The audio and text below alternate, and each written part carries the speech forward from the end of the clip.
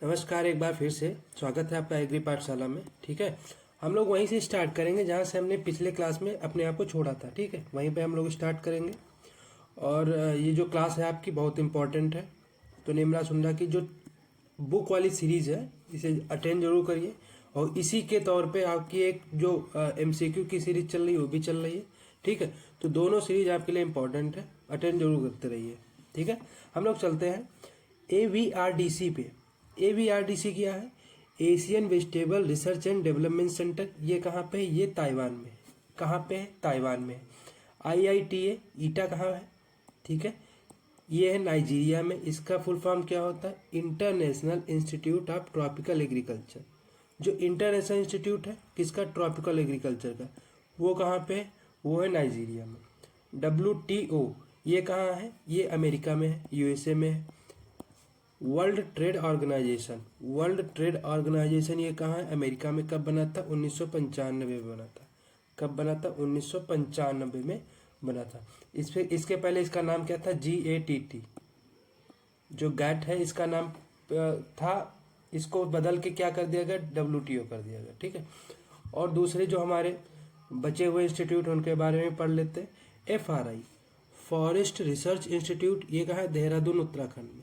ठीक है, जो फॉरेस्ट रिसर्च इंस्टीट्यूट है ये कहाँ है? देहरादून उत्तराखंड में। NCERT कहाँ है? नई दिल्ली में है। National council of education research and training. ठीक है, NCERT कहाँ है? नई दिल्ली में। ठीक है, आगे हम लोग चलते हैं। अगले जो हमारे इंस्टीट्यूट है उस पर पढ़ते हैं। अगला हमारा है, सेट नहीं हो रहा है, हाँ, अगला हमारा है नार्म। ये होगा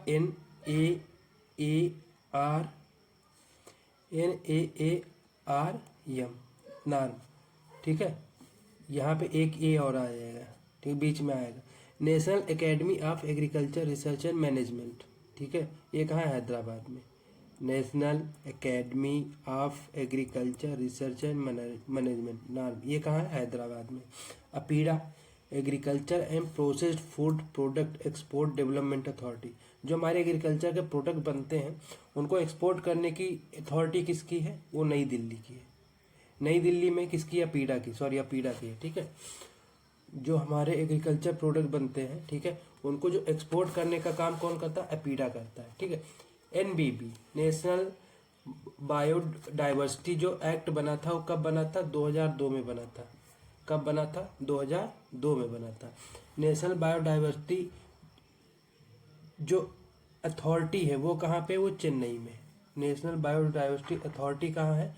वो चेन्नई में। ठीक है, अगला हम बात करते हैं NCIPM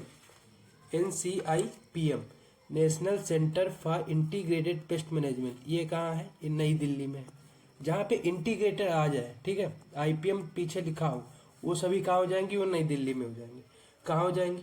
वो सारी की सारी आपकी नई दिल्ली में हो जाएंगी। ठीक है, NIAM national institute of agriculture marketing, ये कहाँ पे? जयपुर राजस्थान में। कहाँ पे? जयपुर राजस्थान में का नियाम। ठीक है, NIAM ये कहाँ? जयपुर राजस्थान में। ठीक है, अगला हम बात करते हैं NASM national agriculture science museum. ये कहाँ है? नई दिल्ली में। कहाँ पे है? नई दिल्ली में। ठीक है, हम लोग आगे चलते हैं। आगे क्या है आपका? सॉरी, वर्ल्ड मेट्रोलॉजिकल ऑर्गेनाइजेशन, विश्व मौसम विज्ञान, ये कहाँ है? Geneva Switzerland. ठीक है, WMO कहाँ है? वर्ल्ड मेट्रोलॉजिकल ऑर्गेनाइजेशन कहाँ है? जिनेवा स्विट्जरलैंड में है। WTO मैंने अभी आपको बताया। ठीक है, वर्ल्ड ट्रेड ऑर्गेनाइजेशन, ये रोम इटली में नहीं, ये USA में होगा। कहाँ होगा? USA में होगा। ठीक है, कब बना था? 1995 में बना था। World trade organisation. FAO food and agriculture organisation, ये कहाँ पे? ये रोम इटली में है। ये कहाँ पे है? ये रोम इटली में है। NPPTI national plant protection and training institute, ये कहाँ है? हैदराबाद में। ठीक है, national plant protection and training institute, ये कहाँ पे है? ये हैदराबाद में। ठीक है, NIOF national institute of organic farming, ये कहाँ है? गाजियाबाद उत्तर प्रदेश में। अगर ऑर्गेनिक फार्मिंग की बात आ जाए, ये कहाँ है? गाजियाबाद उत्तर प्रदेश। ठीक है, IISFR कहाँ है? Indian institute of farming system research, ये कहाँ है? मेरठ में। मेरठ कहाँ है? यूपी में है। IIFSR ये कहाँ पे है? ये मेरठ में है। मेरठ कहाँ पे है? यूपी में है। ठीक है, अगला हम बात करते हैं, कुछ हमारे डायरेक्टरेट हैं। डायरेक्टरेट का मतलब होता है जो हमारे निदेशालय हैं, ठीक है, उनके बारे में हम लोग पढ़ेंगे। निदेशालय कौन कौन से हैं? जैसे हम लोग बात करते हैं PDWR। PDWR project directorate of wheat research. क्या है? Project directorate of wheat research. ये कहाँ है? ये करनाल हरियाणा में है। अब इसका नामकरण भारतीय गेहूं एवं जौ अनुसंधान संस्थान IIWBR कर दिया गया है। Indian institute of wheat and barley research, ठीक है, Indian institute of wheat and barley research कर दिया गया, ठीक है। PDMR क्या है? प्रोजेक्ट डायरेक्टरेट ऑफ मेज रिसर्च। अगर WR की बात करें तो व्हीट रिसर्च हो जाएगा, MR की बात करें तो मस्टर्ड रिसर्च, सॉरी मेज रिसर्च हो जाएगा, ठीक है। MR की बात करते हैं तो क्या हो जाएगा? मेज रिसर्च हो जाएगा। अगला हम लोग बात करते हैं, इसका अब नाम क्या हो गया? भारतीय मक्का अनुसंधान संस्थान, जिसे इंडियन इंस्टीट्यूट ऑफ मेज रिसर्च बोला जाता है, ठीक है। डायरेक्टरेट हटा के इंडियन इंस्टीट्यूट कर दिया गया। तब इसका मुख्यालय भी नई दिल्ली से लुधियाना पंजाब में स्थानांतरित कर दिया गया। पहले इसका मुख्यालय कहाँ था? नई दिल्ली में था। अब कहाँ है? अब लुधियाना में है, ठीक है। अगर मेज की बात आती डायरेक्टरेट की तो इसका जो हेडक्वार्टर वो कहाँ हो जाएगा? ये लुधियाना पंजाब में हो जाएगा, ठीक है। अगला हम बात करते हैं PDRR। PDRR project directorate of rice research. ये कहाँ है? हैदराबाद में है, ठीक है। एक था आपका CRRI, जिसका नाम NRRI कर दिया गया, जो कहाँ था? आपका कटक उड़ीसा में था, ठीक है, कटक उड़ीसा में था। एक है आपका PDRR, ठीक है, project directorate of rice research. ये कहाँ? हैदराबाद में, जो कि न्यूली कहाँ है? जो नया स्टेट बना तेलंगाना में। अब इसका नाम जो है भारतीय चावल अनुसंधान संस्थान, Indian institute of rice research, Indian institute of rice research कर दिया गया, ठीक है। नेक्स्ट हम लोग चलते हैं, अगला हमारा DRMR, directorate of rapeseed and mustard research. ये कहाँ है? सेवर में है। सेवर कहाँ है? राजस्थान में। सेवर कहाँ है? राजस्थान में है, ठीक है। कहाँ है? राजस्थान में। नेक्स्ट हम लोग चलते हैं, अगला हम बात करते हैं DFR,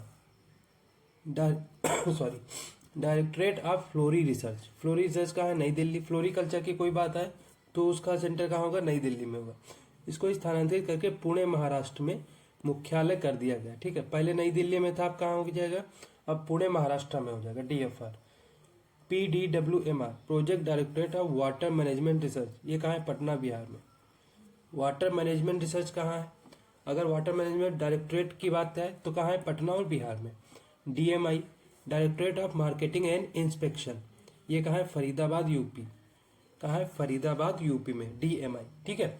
DWS की बात करते हैं, directorate of wheat science, Jabalpur में है। जबलपुर कहाँ है? MP मध्य प्रदेश में, ठीक है। DRWA की बात करते हैं हम लोग, DRWA की बात करते हैं तो directorate research on women in agriculture. ये कहाँ है? भुवनेश्वर में है, उड़ीसा में। अब इसका नाम central institute for women in agriculture कर दिया गया, CIWA कर दिया गया, ठीक है। DWT की बात करते हैं, directorate of water technology research. जो वाटर टेक्नोलॉजी की रिसर्च है ये कहाँ है?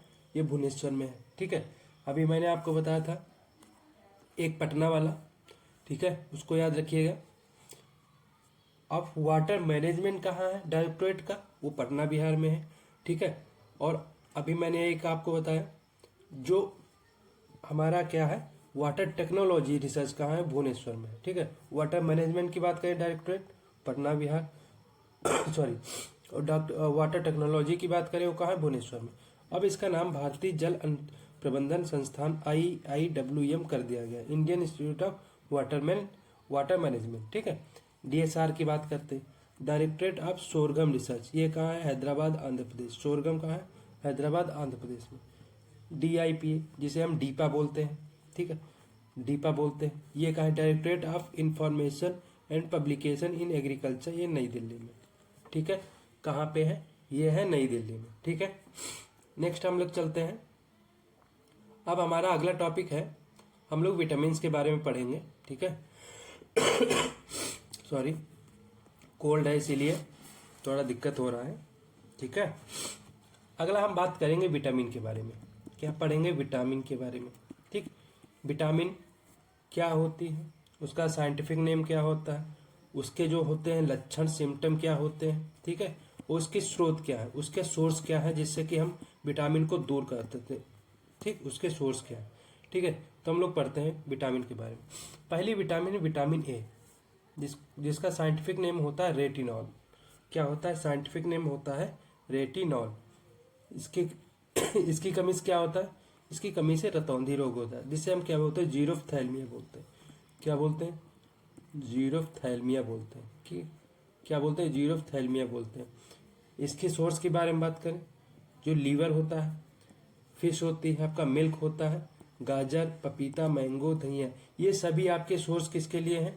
ये सभी सोर्स आपके लिए किसके लिए? विटामिन के लिए, ठीक है। अगला हम बात करते हैं विटामिन B1 की, जिसे क्या बोलते हैं? थायमीन बोलते हैं। इससे बेरी बेरी हो जाता है, जो हमारा पाचन तंत्र है वो क्या होता है? कमजोर हो जाता है, ठीक है। डाइजेस्टिव सिस्टम क्या होता है? वीक हो जाता है। इसमें हमें क्या खाना चाहिए? पॉलिशिंग वाले राइस खाने चाहिए, पत्ती वाली सब्जियां खानी चाहिए, मछली खानी चाहिए, अंडे खाने चाहिए और मीट खाना चाहिए, ठीक है।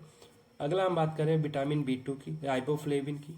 फोटोफोबिया हो जाता है, त्वचा का फटना, ठीक। B2 से क्या होता है? हमारी जो स्किन होती है वो फटने लगती है। जैसे हम लोग देखते नहीं है कि सर्दियों में हमारी कहीं होठें फट रही हैं, कहीं स्किन हमारी फट रही, तो वहां तब क्या हो जाता है? तब हमारे अंदर विटामिन B2 की कमी हो जाती है, जिसे हम क्या कहते हैं? फोटोफोबिया कहते हैं। इसके लिए हमें क्या करना? मिल्क पाउडर खाना चाहिए, ठीक है। मछली और दालें, इनका यूज करना चाहिए, ठीक है।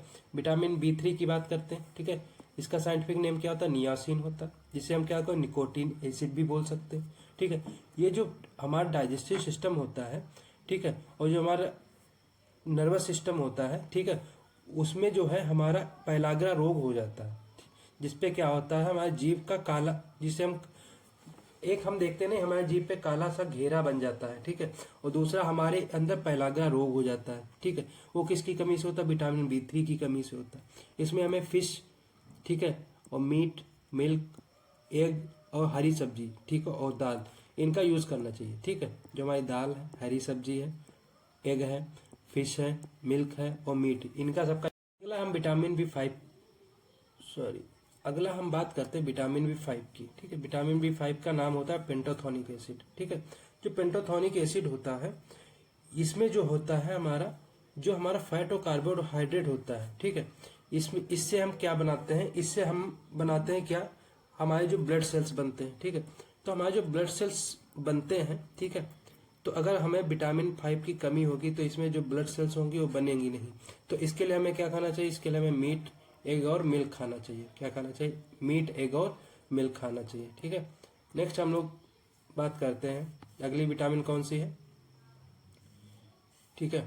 अगली विटामिन हमारी विटामिन B6, जिसे हम क्या बोलते हैं? पैराडॉक्सिन बोलते हैं, जो हमारा स्नायु तंत्र होता है, ठीक है। विटामिन B6 जो हमारा नर्वस सिस्टम होता है, ठीक है, नर्वस सिस्टम होता है, क्या होता है? वीक हो जाता है इसकी कमी से। नर्वस सिस्टम क्या होता है? वीक हो जाता है। इससे हमें क्या क्या लेना चाहिए? ईस्ट, व्हीट जर्म जो होता है और दालें, ये सभी हमें खाने चाहिए, ठीक है। विटामिन B12, जिसे हम क्या बोलते हैं? कोबाइलामाइन बोलते हैं। इससे क्या हो जाता है? एनीमिया हो जाता है। एनीमिया क्या होता है? हमें ब्लड की कमी हो जाती है, ब्लड लेस हो जाता है, ब्लड की कमी हो जाती है, ठीक है। तो इसके लिए हमें लीवर, मीट, फिश व अंडा खाना चाहिए। कोबाल्ट विटामिन B12 के लिए निर्माण के लिए आवश्यक तत्व, जिसमें हमें कोबाल्ट होगा वो हमें खाना चाहिए, ठीक है। इसीलिए इसका नाम क्या है? कोबाइलामाइन। कोबाल्ट वाली चीजें विटामिन B12 की कमी के लिए खानी चाहिए, ठीक है। नेक्स्ट हम बात करते हैं विटामिन C की।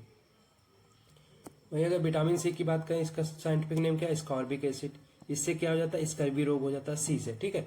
इसमें हमें खट्टी चीजें खानी चाहिए, ठीक। आंवला सबसे बेस्ट माना जाता है, ठीक है। अमरूद, आम व नींबू, इस टाइप की जो हमारी खट्टी चीजें हैं वो खानी चाहिए, ठीक है, विटामिन B6 में। विटामिन D की बात करते हैं, इसका साइंटिफिक नेम होता है कैल्सीफेरॉल। क्या होता है? कैल्सीफेरॉल, ठीक है। इससे रिकेट्स हो जाता है, रिकेट मतलब हड्डियां टेढ़ी मेढ़ी हो जाती हैं। पिजन चेस्ट हो जाता है बच्चों में, अष्टोमलेशिया एवं वयस्कों में हो जाता है, ठीक है। बच्चों में पिजन चेस्ट हो जाता है, ठीक है। और जो हमारे यंग लोग होते हैं, एडल्ट होते हैं, उसमें ऑस्टोमलेशिया हो जाता है। ठीक है, तो रिकेट्स होता है, ऑस्टोमलेशिया होता है, पिजन चेस्ट होता है। इसमें हमें कैल्शियम और जो हमारी सूर्य की किरणें हैं उन्हें सेकना चाहिए। ठीक है, कैल्शियम लेना चाहिए और सूर्य की किरणों को सेकना चाहिए। अगला हम बात करते हैं विटामिन ई की। इसका साइंटिफिक नेम होता है टोकोफेरॉल। क्या होता है? टोकोफेरॉल। सी का स्कॉर्बिक एसिड, डी का कैल्सीफेरॉल, ई का टोकोफेरॉल। ठीक है, इससे स्टेरिलिटी या बांझपन हो जाता है। गेहूं के दानों के बाहरी छिलके, जिसे व्हीट ब्रेन बोलते हैं, उसमें पाया जाता है क्या? Vitamin E. तो उसको हमें खाना चाहिए। ठीक है, जिससे कि बांझपन दूर हो जाए। अगला हम बात करते हैं विटामिन एच को, जिसे क्या बोलते हैं हम लोग? बायोटीन बोलते हैं। इससे क्या होता है? त्वचा संबंधी बीमारियां हो जाती है। क्या होता है? इससे जो हमारी स्किन होती है उससे संबंधित बीमारियां हो जाती है, जिससे हम क्या बोलते हैं? डर्मेटाइटिस बोलते हैं। क्या बोलते हैं? डर्मेटाइटिस बोलते हैं। क्या बोलते हैं? डर्मेटाइटिस हो जाता है। कब? विटामिन एच से।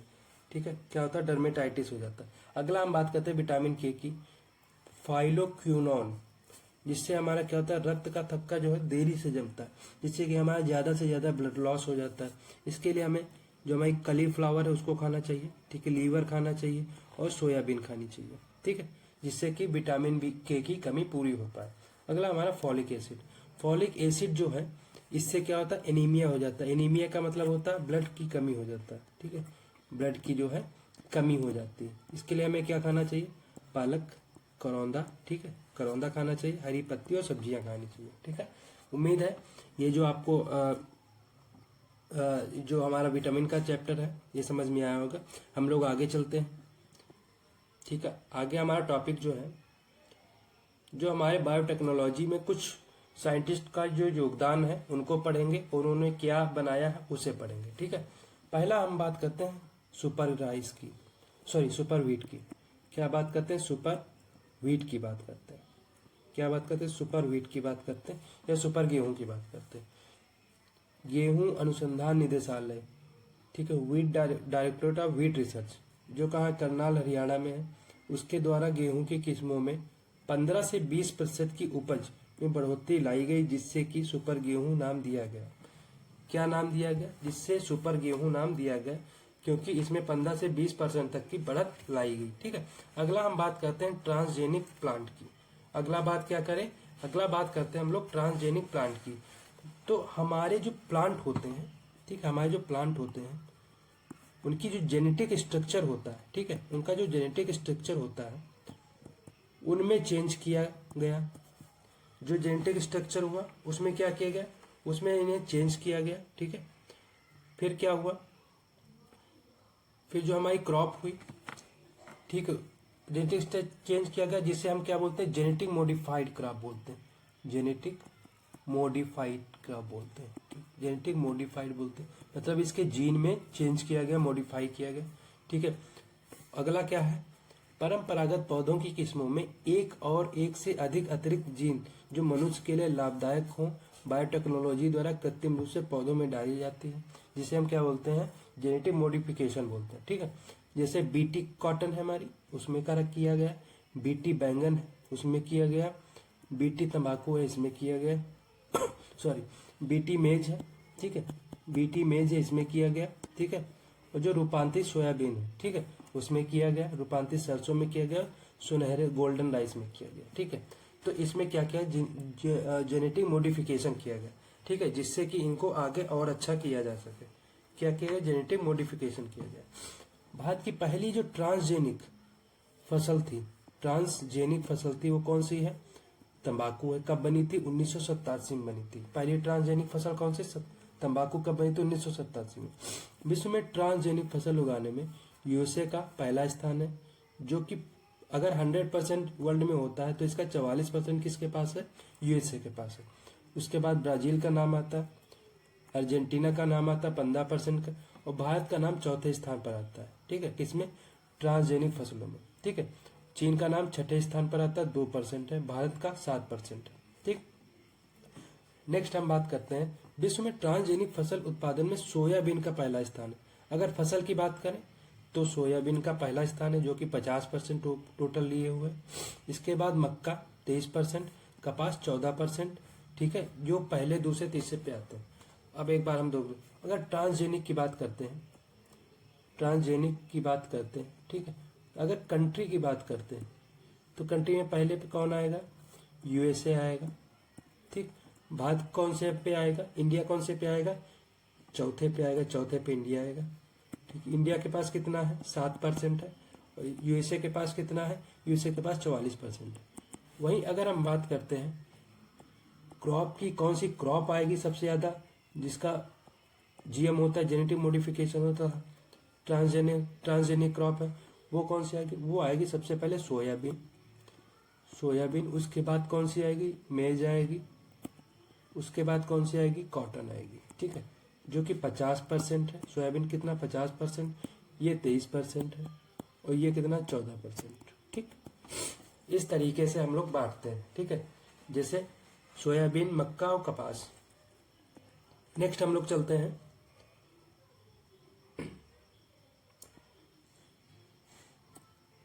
विश्व में ट्रांसजेनिक फसलों का उत्पादन सबसे अधिक शाकनाशी रोधी जीनों हर्बिसाइड रेसिस्टेंट ट्रेट के लिए किया जाता है। जो हर्बिसाइड रेसिस्टेंट ट्रेट होती हैं उनके लिए किया जाता है, ठीक है। 1996 में ट्रांसजेनिक फसलों का कुल क्षेत्र 1.7 मिलियन हेक्टेयर था, ठीक है, जो 2016 में बढ़कर 181 मिलियन हेक्टेयर हो गया। पहले 1996 में कितना था, 1.7 मिलियन हेक्टेयर था, जो 2016 में कितना बढ़ गया, 181 मिलियन हेक्टेयर बढ़ गया, ठीक है। भारत में ट्रांसजेनिक फसल उत्पादन में बीटी कपास, जो बीटी कॉटन है, ठीक है, बीटी कॉटन जो है उगाई गई, जिसका सबसे अधिक क्षेत्रफल गुजरात में। बीटी कॉटन का सबसे अधिक जो एरिया वो कहाँ है, वो गुजरात में, ठीक है। अब हम बात करते हैं बीटी कॉटन की। बीटी कॉटन होता क्या है, उसके बारे में हम लोग बात करते हैं। बीटी कॉटन अमेरिकी कपास के पौधों में बेसिलस थ्यूरिजेनेसिस नामक मृदा बैक्टीरिया को जीन प्रौद्योगिकी के द्वारा कपास के पौधों में डाला गया, जिससे बीटी कपास कहते हैं। अब हमने क्या किया, हमारे पास एक बैक्टीरिया था जो कि किसका था, कॉटन का था, सॉइल का था, जिसे हमने क्या नाम दिया, थोड़ा इसे बढ़ा लेते हैं, ठीक है, इसे समझ में आएगा। एक बैक्टीरिया था, ठीक, बैक्टीरिया था जिसका नाम क्या था, सॉइल बैक्टीरिया था, बेसिलस थ्यूरिजेनेसिस का यूज किसमें किया गया, कॉटन में किया गया। तो इसी कॉटन को हम क्या बोलते हैं, बीटी कॉटन बोलते हैं। बेसिलस का बी ले लिया गया, थ्यूरिजेनेसिस का टी ले गया, इसी कॉटन को हम लोग क्या बोलते हैं, बीटी कॉटन बोलते हैं। क्या बोलते हैं, बीटी कॉटन बोलते हैं। आगे क्या कह रहा है, आगे कह रहा है बीटी कपास में बेसिलस थ्यूरिजेनेसिस नामक बैक्टीरिया के क्रिस्टल प्रोटीन होते हैं पाए जाते हैं, जो डेल्टा एंडोटॉक्सिन पैदा करते हैं, जो कपास की उनकी प्रमुख लूटों, जो उसकी वर्म्स होती हैं, कपास की जो बॉल वर्म्स होती हैं, उनके प्रकोप से बचाता है। इसमें क्या क्या यूज किया गया, बीटी यूज किया गया, बेसिलस थ्यूरिजेनेसिस यूज किया गया, ठीक है। वो क्या करता है, जो बैक्टीरिया का क्रिस्टल होता है, जो बैक्टीरिया का प्रोटीन होता है, क्रिस्टल प्रोटीन होता है, वो इसमें जो वर्म्स लगते हैं, किसमें, कॉटन में, ठीक, कॉटन में जो वर्म्स लगते हैं उनको लगने से बचाता है। क्या, क्योंकि कॉटन बहुत सेंसिटिव क्रॉप होती है, अगर इसमें वर्म्स लगते हैं तो इसमें क्या नुकसान होता है, इसीलिए इसमें बीटी कॉटन बनाया गया, जिससे कि वर्म्स से बचाए इसको, ठीक है। अगला हम बात करते हैं, विश्व में प्रथम बीटी कॉटन की सबसे व्यापारिक खेती 1996 में शुरू हुई, ठीक, कब शुरू हुई, 1996 में, ठीक है। बीटी कॉटन की पहली पीढ़ी जो फर्स्ट जनरेशन थी उसे क्या कहा गया, बॉलगार्ड फर्स्ट के लिए जिम्मेदार, उसे बॉलगार्ड फर्स्ट कहा गया, जिसके लिए कौन सा हमारा जीन जिम्मेदार है, क्राई1AC का यूज किया गया, ठीक है। जो हमने फर्स्ट जनरेशन की जो बीटी कॉटन बनाई, ठीक, हमारी जो बीटी कॉटन की पहली जनरेशन थी, ठीक है, उसमें हमने कौन सा जीन यूज किया, जीन कौन सा था, क्राई1AC, क्या था, क्राई1AC जीन था, ठीक है। जो कौन सी हमारी बन के आई, बॉलगार्ड फर्स्ट बन के आई, हमारी जो पहली जनरेशन थी, ठीक, उसे हमने क्या कहा, बॉलगार्ड फर्स्ट, ठीक है। नेक्स्ट हमने बात की, अगला हम लोग बात करते हैं जबकि बीटी कपास जो हमारा बीटी कॉटन है उसकी सेकेंड जो जनरेशन है बॉलगार्ड सेकेंड 2006 में जो ग्लोबल स्तर पर व्यापारिक खेती के लिए दोहरी जीन क्राइवन AC एवं क्राइवन 2AB से शुरू की गई। अब जब हमने सेकेंड जनरेशन बनाई, पहली जनरेशन किससे थी? क्राइवन AC से थी। अब क्राइवन AC के साथ साथ हमने किसे ऐड कर दिया गया? क्राई 2AB को ऐड कर दिया गया, जिससे कि हमारी बॉलगार्ड सेकेंड जनरेशन जो है तैयार हो गई। ठीक है, बॉलगार्ड सेकेंड जनरेशन जो है तैयार हो गई। ठीक है, नेक्स्ट हम बात करते हैं भारत में सर्वप्रथम बीटी कपास को व्यापारिक खेती के रूप में, जो कमर्शियल एग्रीकल्चर है उसके रूप में उगाने की अनुमति आनुवंशिक अभियांत्रिकी सहमत समिति GEAC जो पर्यावरण एवं वानिकी मंत्रालय भारत सरकार के अधीन कर रहे थे उसके 2002 में दी गई। ठीक है, किसके द्वारा? GEAC के द्वारा। ठीक है, 2002 में अनुमति दी गई कि हम लोग बीटी कॉटन को उगा सकते हैं किसके? कॉमर्शियल स्तर पर। ठीक है, जिससे कि इंपोर्ट एक्सपोर्ट कर पाए। अगला हम बात करते हैं सन 2002 में। अगर हम 2002 से 3 की बात करते हैं, भारत में बीटी कपास 50,000 हेक्टेयर पे था। किस पे था? 50,000 हेक्टेयर पे था। ठीक, वहीं अगर 2015 और 16 की बात करते हैं, ठीक है, 2015 और 16 की बात करते हैं,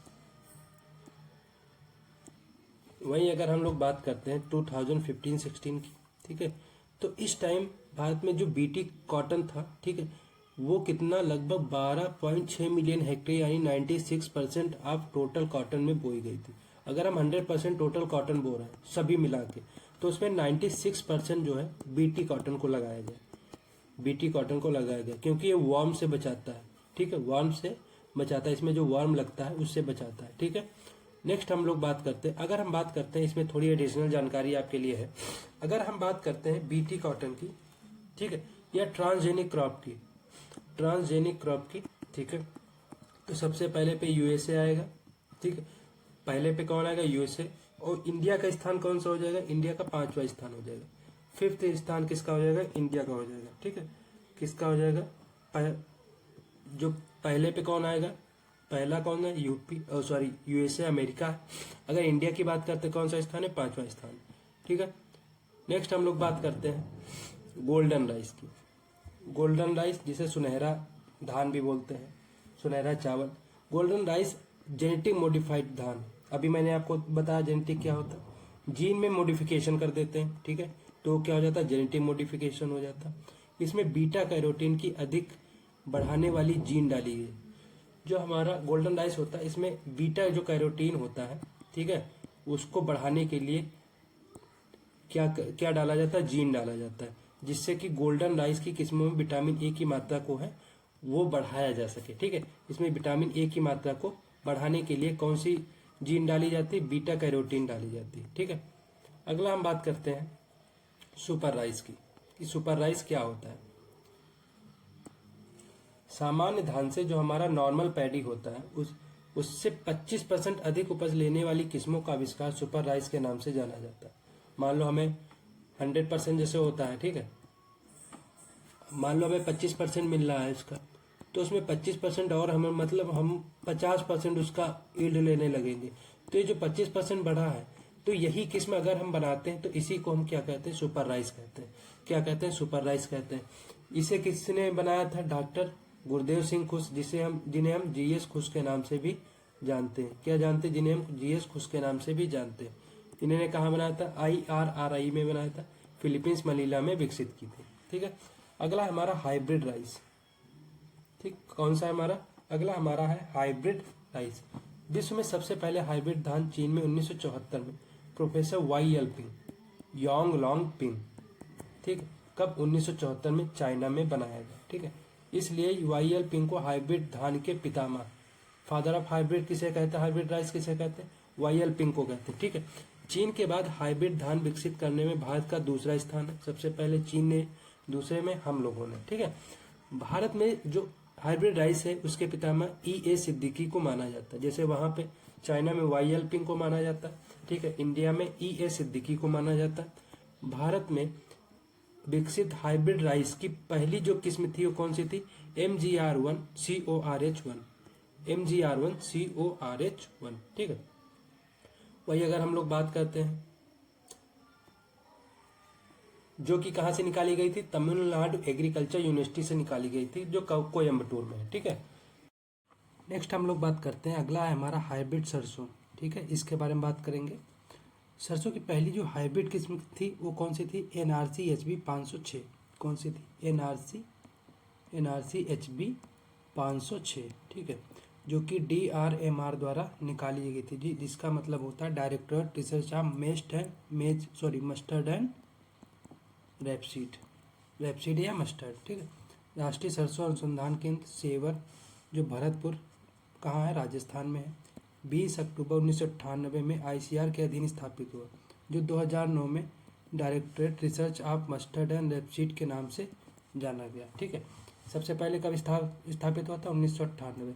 1998 में मैंने आपको बताया था किसान क्रेडिट कार्ड की स्थापना हुई थी। किसकी स्थापना हुई थी? किसान क्रेडिट कार्ड की स्थापना लॉन्च किया गया था, ठीक है। तभी ये क्या बना था? राष्ट्रीय सरसों अनुसंधान केंद्र, ठीक। उसके बाद 2009 में इसका नाम बदल के क्या कर दिया गया? Directorate research of mustard and rapeseed. Next हम बात करते हैं, अगला हमारा जो हमारे साइंटिस्ट है उनका क्या क्या योगदान है, उसमें हम लोग बात करते हैं। तो अगर हम बात करें हमारे जो साइंटिस्ट की, सबसे पहले हम बात करेंगे डॉक्टर MS स्वामीनाथन की। किसकी बात करेंगे? डॉक्टर MS स्वामीनाथन की, ठीक है। इसको थोड़ा कम कर लेते हैं। जो गेहूं विशेषज्ञ, ठीक है, बाद में हरित क्रांति इन्हीं के द्वारा लाई गई, अतः इन्हें बाद में हरित क्रांति का जनक माना जाता है। जो ग्रीन रेवोल्यूशन हुआ कहाँ पे? इंडिया में, ठीक है। उसका फादर किसे माना जाता है? MS स्वामीनाथन को। और अगर वर्ल्ड का रेवोल्यूशन की बात करें, वर्ल्ड में जो ग्रीन रेवोल्यूशन के फादर कौन है? नॉर्मन ई बोरलॉग, ठीक है। इनको विश्व का पहला खाद्य पुरस्कार 1987 में FAO द्वारा दिया गया। इनके द्वारा 2004 में राष्ट्रीय किसान आयोग की स्थापना की गई और भारत में हरित क्रांति गेहूं व चावल की बौनी किस्मों के कारण 1966-67 में आई थी, ठीक है। अगर बात करते हैं कि जो इंडिया में ग्रीन रेवोल्यूशन आया कब? 1966 से 1967 में।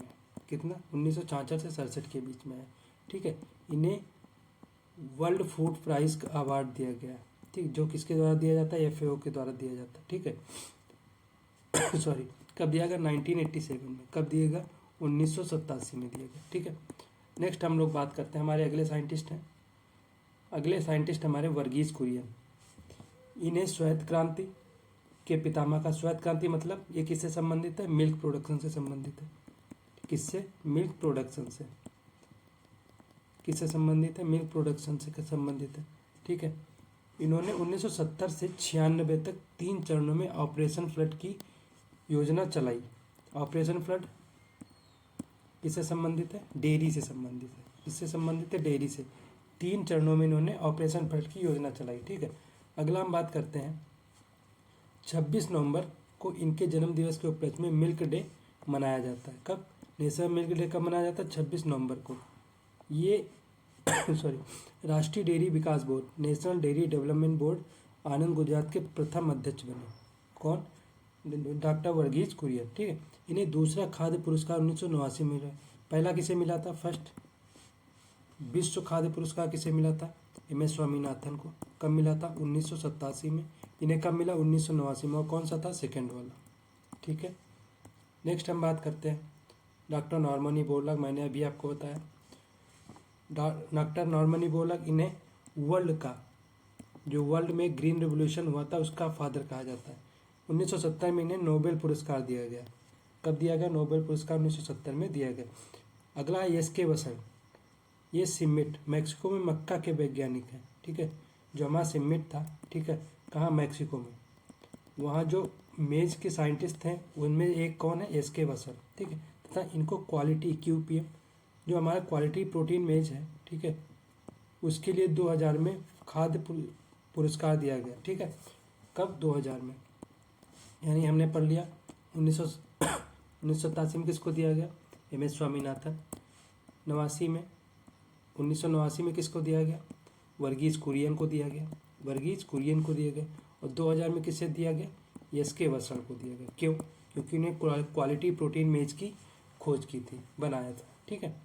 नेक्स्ट हम बात करते हैं मक्का में जो ट्रिप्टोफेन और लाइसिन एमिनो एसिड होता है, ठीक है, उसकी मात्रा बढ़ाने के लिए जीन को खोजा। ठीक है, उसकी मात्रा बढ़ाई, जिससे क्या खोजेंगे? जीन, उसमें जीन मॉडिफाई करेंगे ना, एवं मक्का की किस्मों में इनकी प्रतिशत मात्रा बढ़ाई। ठीक है। अगला हम बात करते हैं के.एल. चड्ढा। अगले साइंटिस्ट कौन है हमारे? के.एल. चड्ढा साहब हैं। ठीक है। ये फल भाई पोमोलॉजिस्ट हैं। पोमोलॉजिस्ट, पोमोलॉजी का मतलब जो जिस फल विज्ञान, ठीक है, फल विज्ञान या फ्रूट प्रोडक्शन की जो साइंस है उसे क्या कहते हैं? पोमोलॉजी कहते हैं। इन्हें सुनहरी क्रांति के पिता भी कहा जाता है। जो गोल्डन रिवोल्यूशन है उसके फादर कौन है? के.एल. चड्ढा है। और ये आधुनिक उद्यानिकी के पितामह, मतलब जो मॉडर्न हॉर्टिकल्चर है, ठीक है, उसके फादर कौन है? के.एल. चड्ढा। तीन माने जाते हैं, तीन के फादर माने जाते हैं। कौन कौन से? के.एल. चड्ढा पहले पोमोलॉजिस्ट हैं, ठीक है, पहले तो ये पोमोलॉजिस्ट हैं, उसके बाद ये गोल्डन रिवोल्यूशन के फादर हैं, ठीक है, उसके बाद ये जो हॉर्टिकल्चर है, कौन सा? मॉडर्न हॉर्टिकल्चर, उसके फादर कौन है? ये है के.एल. चड्ढा। ठीक है। अगला हम बात करते हैं डॉक्टर आर.एस. परोदा। ये आईसीआर के चारा वैज्ञानिक, मतलब फॉरेस्ट ब्रीडर है। फॉरेस्ट मीन्स क्या होता है? जो चारा होता है हमारा, ठीक है, जो चारे वाली फसलें होती हैं उन्हें कहते हैं फॉरेस्ट। उसके ब्रीडर जो होते हैं, प्रजनक होते हैं, उसे क्या कहते हैं? फॉरेस्ट ब्रीडर कहते हैं। ठीक है। तथा आईसीआर के महान डीजी भी रह चुके हैं। कौन? आर.एस. परोदा। वर्तमान में हरियाणा किसान आयोग के अध्यक्ष, जो हरियाणा में किसान आयोग है उसके अध्यक्ष, एवं trust of advancement of agriculture scientist, TAAS के चेयरमैन है। Trust for advancement of agriculture science. ठीक है। नेक्स्ट हम लोग बात करते हैं, अगले हमारे साइंटिस्ट कौन है? Doctor A S. फरोदा। वो कौन थे? परोदा थे, ये है फरोदा। ठीक है। ये एग्रीकल्चर MPUAT, जो MP का एग्रीकल्चर यूनिवर्सिटी है, ठीक है, उदयपुर के प्रथम कुलाधिपति, ठीक है, चांसलर थे। एवं कृषि वैज्ञानिक चयन मंडल, जो ASRB है, ठीक है, उसके चेयरमैन भी रह चुके हैं। कौन? आर.एस. फरोदा। और जो हरित क्रांति है, ठीक है, हरित क्रांति जो शब्द है, हरित क्रांति, ठीक, जो शब्द है वो कब दिया गया था? 1967 से 68 में। कब दिया गया था? 1967 से 68 में। अगला है सतत हरित क्रांति शब्द, डॉक्टर M.S. स्वामीनाथन ने सर्वप्रथम दिया। सतत का मतलब होता है sustainable, green revolution. Green revolution शब्द किसने दिया? ये दिया किसने? ये दिया M.S. स्वामीनाथन ने। और जो नॉर्मल ग्रीन रेवोल्यूशन शब्द किसने दिया? विलियम गार्ड ने दिया। कब दिया? 1967 से 68 में। ठीक है। सॉरी।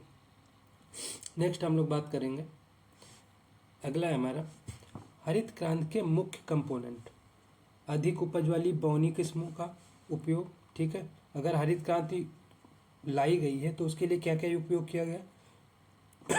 जिनका हाई प्रोडक्शन था और जो बौनी किस्में थी उनका उपयोग किया गया। पौध संरक्षण सामग्री, जो प्लांट प्रोटेक्शन की जो भी इक्विपमेंट थे उनको यूज़ किया गया।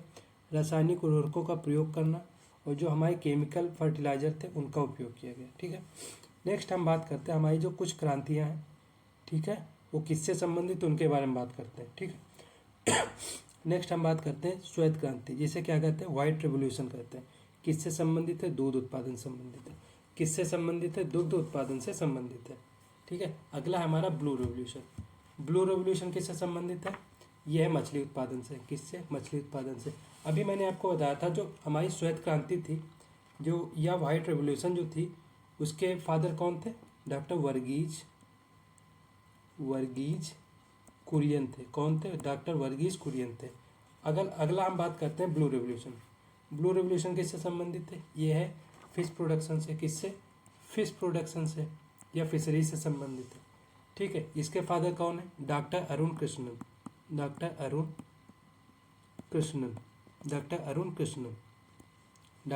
कृष्णन। ठीक है। अगला हम बात करते हैं भूरी क्रांति। ब्राउन रेवोल्यूशन किससे संबंधित है? खाद्य प्रसंस्करण, जिसे हम कहते हैं फूड प्रोसेसिंग। जो खाद्य प्रसंस्करण है उससे कौन संबंधित है क्रांति? भूरी क्रांति, जिसे हम ब्राउन रेवोल्यूशन कहते हैं। ठीक है। नेक्स्ट हम बात करते हैं अगली आती है हमारी बादामी क्रांति, वो किससे संबंधित है? मसाला से।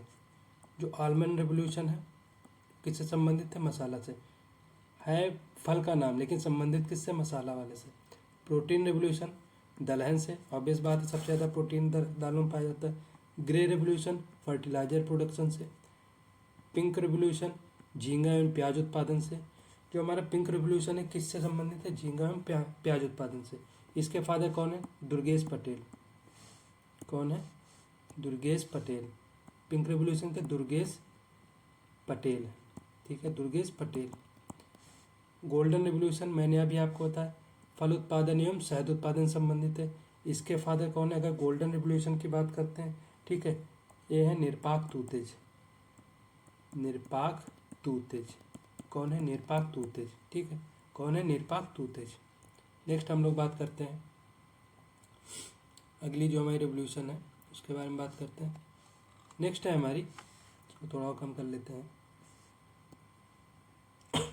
नेक्स्ट है हमारी राउंड रेवोल्यूशन, गोल रेवोल्यूशन। किससे संबंधित? आलू कैसा होता है? गोल होता है, तो गोल संबंधित है। अगली है रेड रेवोल्यूशन, लाल क्रांति। किससे संबंधित? टमाटर कैसा होता है? लाल होता है। मांस कैसा होता है? लाल होता है। तो टमाटर और मांस से संबंधित जो क्रांति वो कौन सी है? रेड रेवोल्यूशन है। इसके फादर कौन है? इसके फादर है विशाल तिवारी। विशाल तिवारी इसके फादर है, ठीक है, कौन है? विशाल तिवारी इसके फादर है।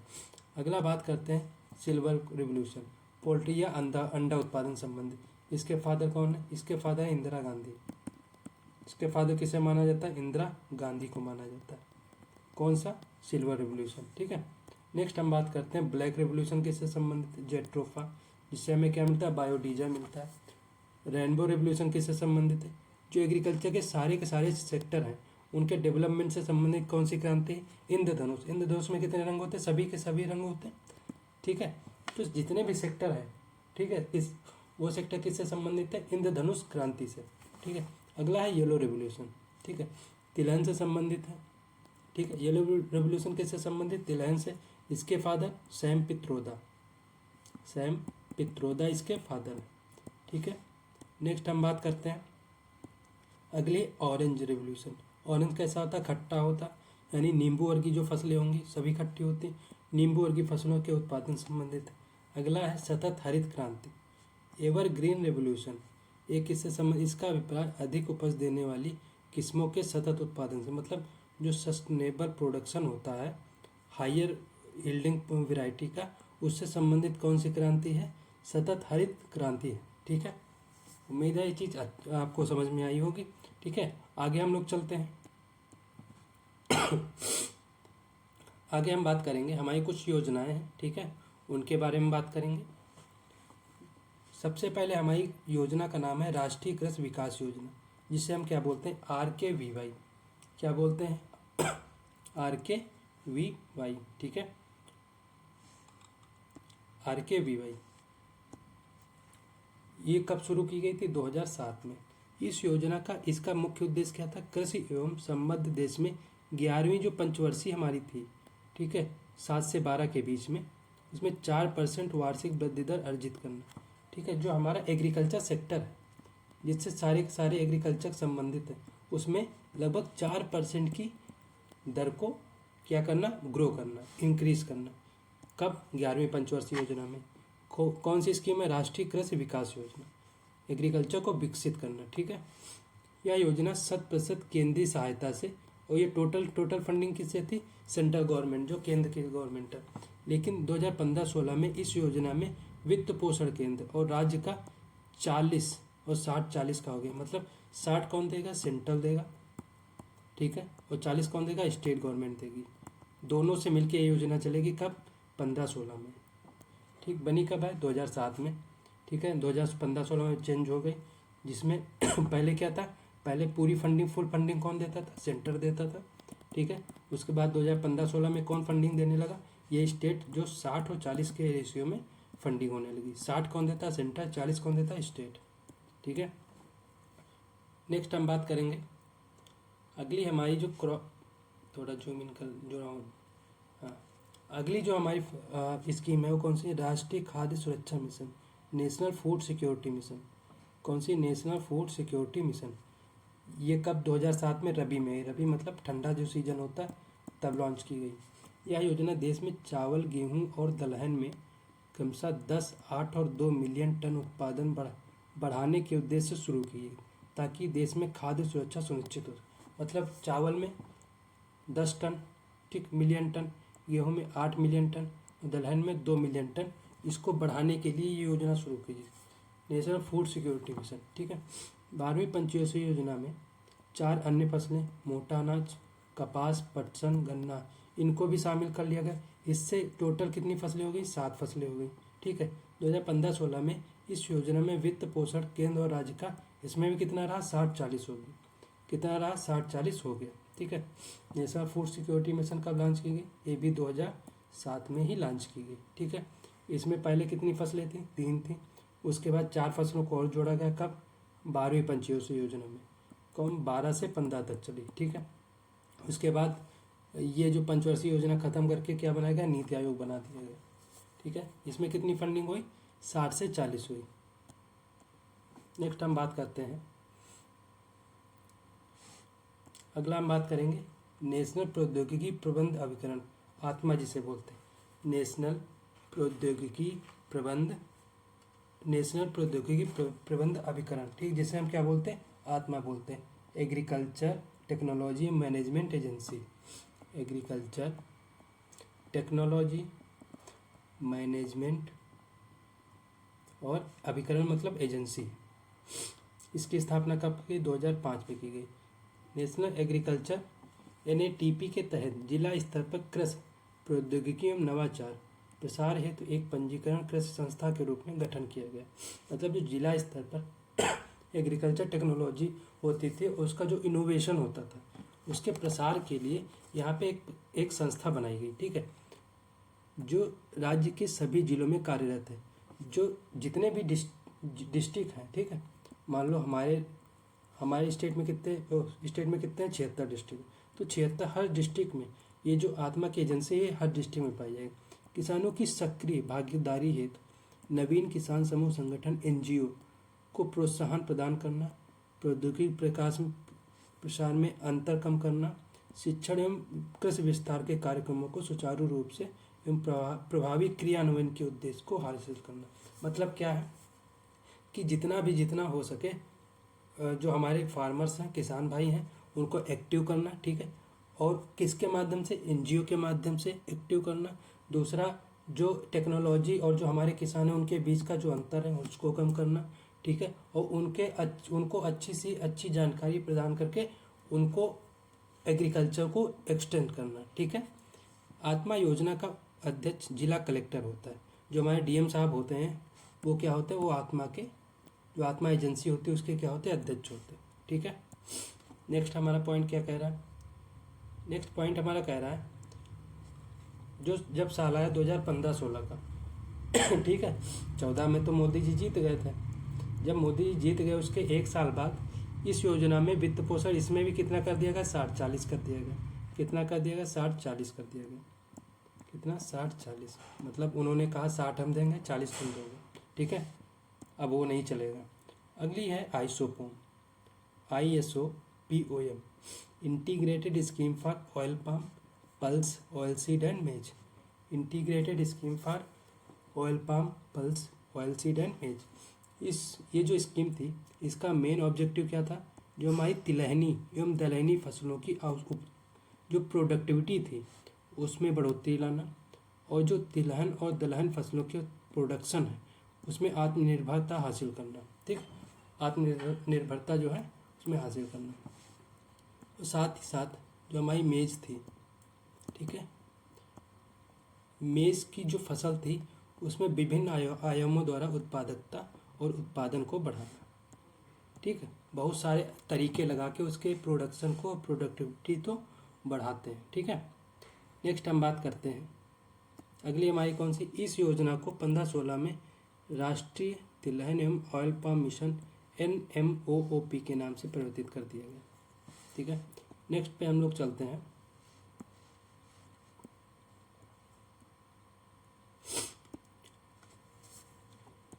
नेक्स्ट हमारी है, और इसे ही ये जो स्कीम थी ना, स्कीम थी कौन सी, आइसोपोम, आइसोपोम।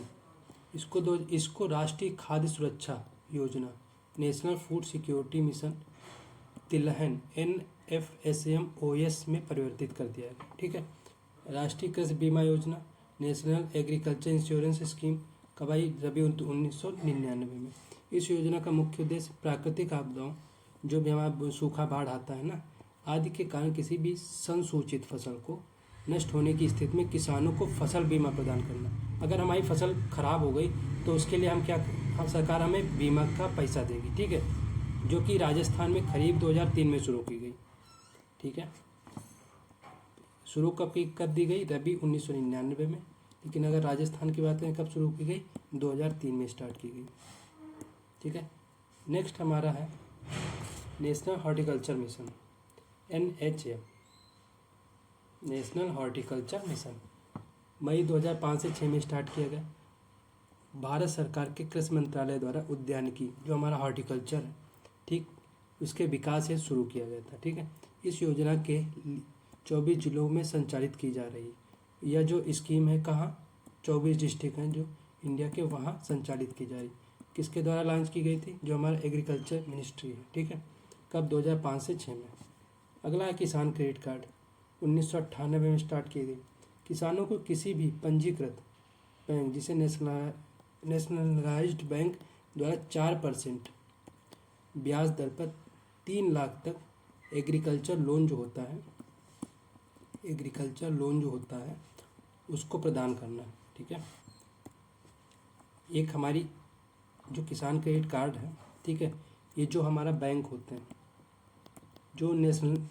जो राष्ट्रीयकृत बैंक है, ठीक है, क्या है, जो राष्ट्रीयकृत बैंक हैं, उनके द्वारा किसान क्रेडिट कार्ड के माध्यम से हर किसान को 3 लाख रुपए का लोन देना।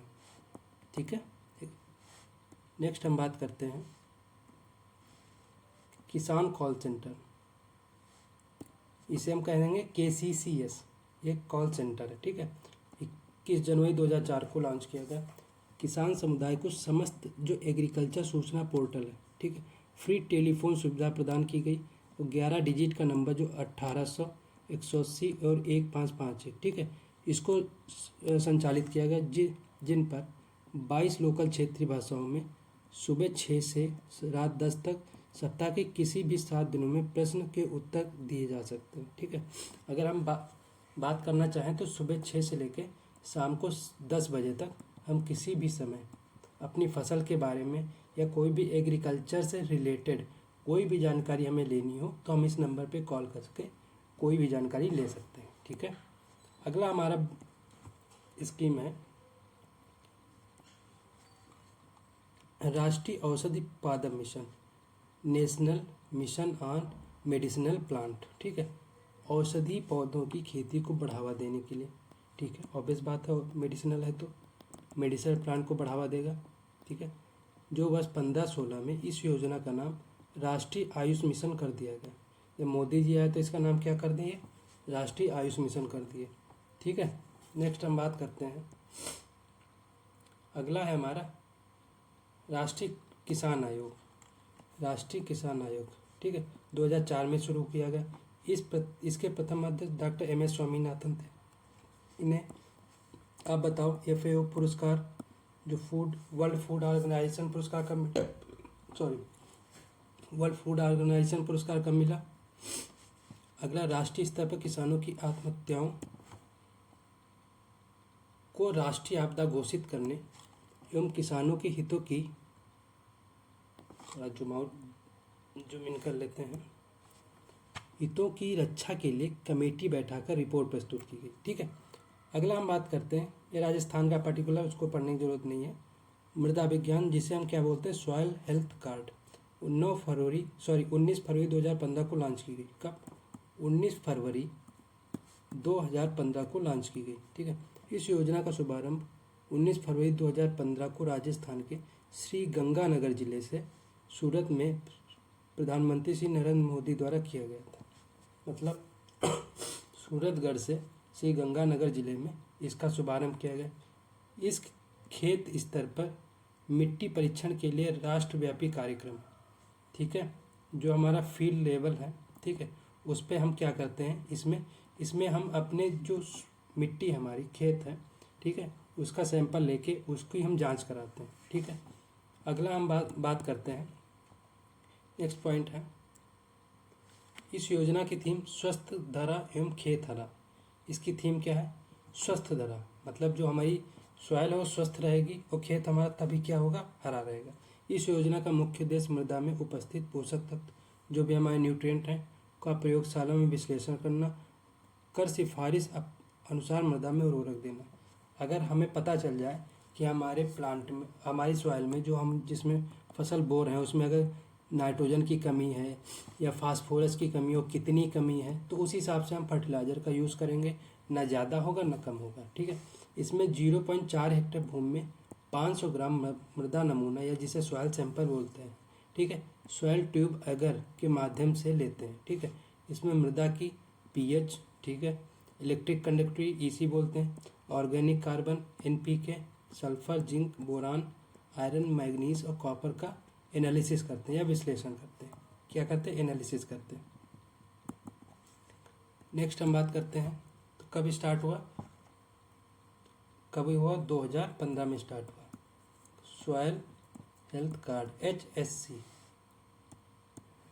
अगला हम बात करते हैं, अगला है हमारा राष्ट्रीय टिकाऊ खेती mission, national mission on sustainable agriculture. टिकाऊ कहें या सतत कह दें, दोनों का मतलब क्या होगा, सस्टेनेबल होगा।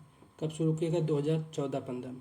पूर्व में चल रही 4 योजनाएं जो कि वर्षा आधारित क्षेत्र विकास कार्यक्रम, राष्ट्रीय सूक्ष्म सिंचाई मिशन, ठीक है, राष्ट्रीय सूक्ष्म सिंचाई मिशन या राष्ट्रीय जैविक खेती परियोजना तथा राष्ट्रीय मृदा स्वास्थ्य एवं उर्वरता प्रबंधन परियोजना का समावेश कर एक नई कार्यक्रम national mission for sustainable agriculture को लॉन्च किया गया। इन 4 योजनाओं को मिला के ये बनाई गई और 2014-15 से शुरू कर दिया गया। कब बनाई गई, 2014-15 में बनाई गई। कब बनाई गई, 2014-15 में बनाई गई, ठीक है।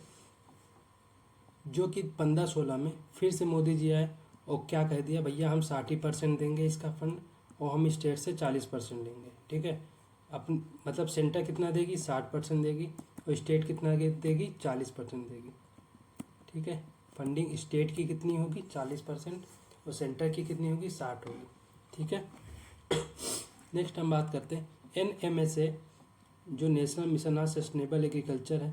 इसके अंतर्गत 17 से 18 में नई योजना कृषि वानिकी सब मिशन, ठीक है, एग्रीकल्चर फॉरेस्ट्री सब मिशन जो है उसको शुरू किया गया। एग्रीकल्चर फॉरेस्ट्री सब मिशन को शुरू किया गया, ठीक है। अगली योजना हमारी कौन सी है, अगली है हमारी परंपरागत कृषि विकास योजना, परंपरागत कृषि विकास योजना, ठीक है। इस योजना का विधिवत शुभारंभ प्रधानमंत्री नरेंद्र मोदी ने 17 जनवरी 2016 को गंगटोक सिक्किम में राष्ट्रीय जैविक सम्मेलन में, ठीक है, जो गंगटोक हमारा कहाँ है, सिक्किम की राजधानी है, ठीक है, वहाँ जो सम्मेलन हो रहा था किया जिसमें सिक्किम को राष्ट्र का पूर्ण जैविक राज्य घोषित किया। मतलब जो ऑर्गेनिक स्टेट की बात करें, पहला ऑर्गेनिक स्टेट कौन सा है, सिक्किम है, ठीक है, उसे घोषित किया गया।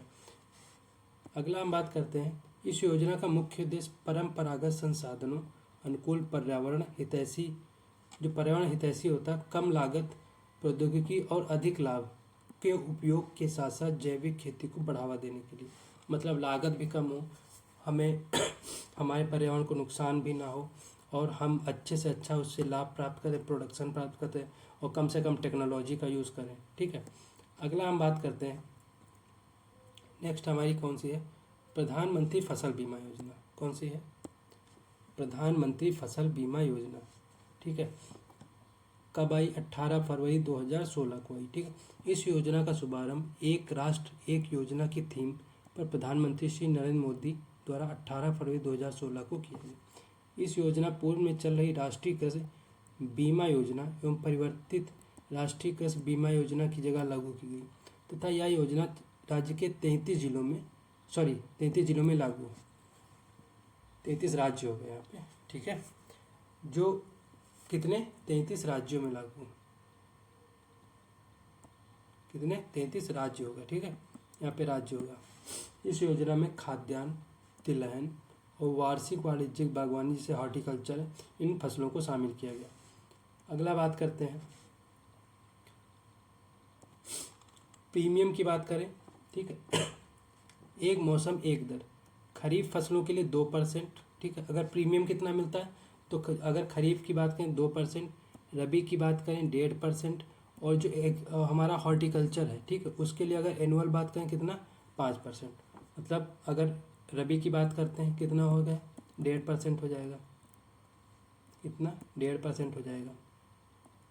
खरीफ की बात करते हैं कितना होगा 2% हो जाएगा। अगर टोटल हॉर्टिकल्चर की बात करते हैं, ठीक है, अब अगर हॉर्टिकल्चर की बात करते हैं कितना होगा 5% एनुअल होगा। ठीक है, अगला बात करते हैं, यह भारतीय कृषि बीमा कंपनी लिमिटेड द्वारा क्रियान्वित की जा रही है। जो भारतीय कृषि बीमा कंपनी लिमिटेड है उसके जो द्वारा ये चलाई जा रही है। ठीक, क्रियान्वित का मतलब होता है चलाया जाना। नेक्स्ट हम बात करते हैं, अगला बात करें, यह योजना केसीसी खाता, जो किसान क्रेडिट कार्ड है उसके जो खाता धारक हैं, ठीक है, कृषकों के लिए अनिवार्य है, जबकि अन्य किसानों के लिए स्वैच्छिक है। अगर इच्छा करे तो ये योजना चालू करें, नहीं इच्छा करती ना चालू करें। लेकिन जो किसान क्रेडिट कार्ड लिए हैं उनको ये ज़रूर से ज़रूर जो स्कीम है वो चालू करनी पड़ेगी। ठीक है, अगला हम बात करते हैं स्वच्छ भारत अभियान। स्वच्छ भारत अभियान, इस योजना का शुभारंभ प्रधानमंत्री नरेंद्र मोदी ने 2 अक्टूबर 2014 को किया। 2 अक्टूबर गांधी जयंती, ठीक है, गांधी जयंती को किया। स्वच्छ भारत मिशन की स्टार्ट, राष्ट्रीय जैविक खेती प्रोजेक्ट, कृषि में जैव उर्वरकों जिसे हम क्या बोलते हैं बायो फर्टिलाइजर का उपयोग में उनका विकास बढ़ाने के उद्देश्य से किया गया। अगर हम बायो फर्टिलाइजर का यूज़ करते हैं, ठीक है, तो उनको यूज़ करने के और उनसे डेवलपमेंट बढ़ाने या प्रोडक्शन बढ़ाने के लिए कौन सी स्कीम लॉन्च की गई, राष्ट्रीय जैविक खेती प्रोजेक्ट। ठीक है, नेक्स्ट हम बात करते हैं, यह प्रोजेक्ट राष्ट्रीय जैविक खेती संस्थान NIOF के द्वारा संचालित की जा रही, जो गाजियाबाद उत्तर प्रदेश में, कहाँ है, जो कि गाजियाबाद उत्तर प्रदेश में। ठीक है, अगला हम बात करते हैं समेकित उद्यानिकी विकास मिशन, integrated mission on development horticulture, integrated mission on development horticulture. अगला ये कब लॉन्च हुआ, 1 अप्रैल 2014 को। कब, 1 अप्रैल 2014 को। 1 अप्रैल 2014 को पूर्व में चल रही 6 योजनाएं MIDH योजना में से परिवर्तित की गई। कौन कौन सी, नेशनल हॉर्टिकल्चर मिशन, पूर्वोत्तर राष्ट्रीय उद्यानिकी मिशन जो नॉर्थ ईस्ट में चल रही है। ठीक है, और कौन कौन सी योजनाएं हैं, और एक हमारी योजना है राष्ट्रीय उद्यानिकी board, national horticulture board Gurgaon 1984। ठीक है, केंद्रीय उद्यानिकी संस्थान CIS नागालैंड में है, और राष्ट्रीय बम्बू मिशन ये भी है, और नारियल विकास बोर्ड, ठीक है, कोकोनट डेवलपमेंट बोर्ड जो कि कोच्चि केरला। इन सभी को शामिल करके MIDH जो है विकास निगम जो है बनाया गया। ठीक है, MIDH जो है बनाया गया। कितनी योजनाएं हैं, 6 योजनाएं। कौन कौन सी, नेशनल हॉर्टिकल्चर मिशन, ठीक है, पहली कौन सी नेशनल हॉर्टिकल्चर, दूसरी अगर बात करें कोकोनट डेवलपमेंट बोर्ड, ठीक है, नेशनल बम्बू मिशन, चौथा है सेंटर जो इंस्टीट्यूट है कौन सा हॉर्टिकल्चर का, CIS central institute of horticulture. ठीक है, जो नॉर्थ ईस्टर्न में चल रहा है नेशनल हॉर्टिकल्चर मिशन, उसको डाला गया। कितनी होगी, 1 2 3 4 5, और एक कौन सी है, और एक कौन सी, नेशनल हॉर्टिकल्चर बोर्ड हो गया जो नॉर्थ ईस्ट में चल रहा है, नेशनल डेवलपमेंट हॉर्टिकल्चर बोर्ड हो गया CIH, NBM हो गया। ठीक है तो इतनी योजनाएं जो है एक में मर्ज करके MIDH जो है योजना बनाई गई। ठीक है, अगला हम बात करते हैं, नेक्स्ट हमारी है प्रधानमंत्री कृषि सिंचाई योजना। प्रधानमंत्री कृषि सिंचाई योजना ये कब लॉन्च की गई, 2015 में। इस योजना का नारा हर खेत को पानी और सूक्ष्म सिंचाई के लिए प्रति बूंद अधिक उत्पादन, पर ड्रॉप मोर क्रॉप जो है थीम बनाई गई। पर ड्रॉप मोर क्रॉप, सूक्ष्म सिंचाई मतलब माइक्रो इरिगेशन जो होता है, ठीक है, उसके लिए कौन सी थीम बनाई गई, पर ड्रॉप, एक ड्रॉप और ज़्यादा उत्पादन, ठीक है। बेहतर सिंचाई सुविधाएं, भूजल का बेहतर प्रबंधन और अधिक तालाब व कुओं को निर्माण करने के लिए ये योजना लॉन्च की गई, ठीक है। अगली हमारी है योजना मुख्यमंत्री जल स्वावलंबन योजना। कौन सी? मुख्यमंत्री जल स्वावलंबन अभियान MJSA कब लॉन्च किया गया? 2016 को। राज्य के गांव को जल संरक्षण के लिए जल द्वारा आत्मनिर्भर बनाना, ठीक है, कि अपना संरक्षण खुद ही करो, आत्मनिर्भर बनो, तथा गांव में पेयजल का स्थायी समाधान करना, नल वगैरह लगाना, ठीक है, जो हमारी टंकियां होती हैं वो लगाना। इस योजना का प्रथम चरण 27 जनवरी 2016 को झालावाड़ से शुभारंभ कर दिया गया। कहाँ से? झालावाड़ से शुभारंभ किया गया। अगली है हमारी मुख्यमंत्री बीज स्वावलंबन योजना। ये कब लॉन्च की गई? 2000। स्वावलंबन वाली कब लॉन्च की गई? 2016 में लॉन्च की। राज्य के जो फार्मर्स हैं, ठीक है, समूह के खेत पर बीज उत्पादन करवाकर उन्नत बीजों की उपलब्धता में आत्मनिर्भर बनना, ठीक है। मान लो हमने एक ग्रुप ऑफ फार्मर ले लिया, ग्रुप ऑफ फार्मर्स ले लिया, ठीक है, फार्मर ले लिया। अब उस ग्रुप में जितनी भी लैंड होगी वहाँ पे हम लोग क्या करवाएंगे? सीड प्रोडक्शन करवाएंगे, और ये जो सीड प्रोडक्शन होगा फिर हम लोग वहीं पे किसानों को क्या करेंगे? डिस्ट्रीब्यूट करेंगे।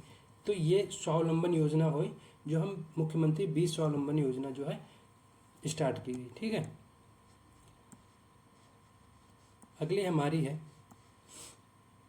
फेमस और महत्वपूर्ण, इम्पॉर्टेंट। अगली है हमारी प्रधानमंत्री किसान सम्मान निधि। कब लॉन्च की? फरवरी 2019 में। देश के सभी राज्यों के किसानों को आय में सहायता निश्चित करने के उद्देश्य से केंद्र सरकार ने प्रधानमंत्री किसान सम्मान निधि योजना 100% केंद्र सहायता से चालू की है। इस योजना में एक किसान परिवार को एक वर्ष में 6,000 रुपये राज्य सीधे बैंक के खाते में 3 समान किस्तों में दिए जाएंगे। मतलब एक साल में अगर 6,000 देने हैं तो 3 किस्तों में, एक बार 2,000, दूसरी बार 2,000, तीसरी बार 2,000, तीन किस्तों में 2,000 रुपये दिए जाएंगे, ठीक है। नेक्स्ट हम बात करते हैं, अगला हमारा है ऑपरेशन ग्रीन्स योजना।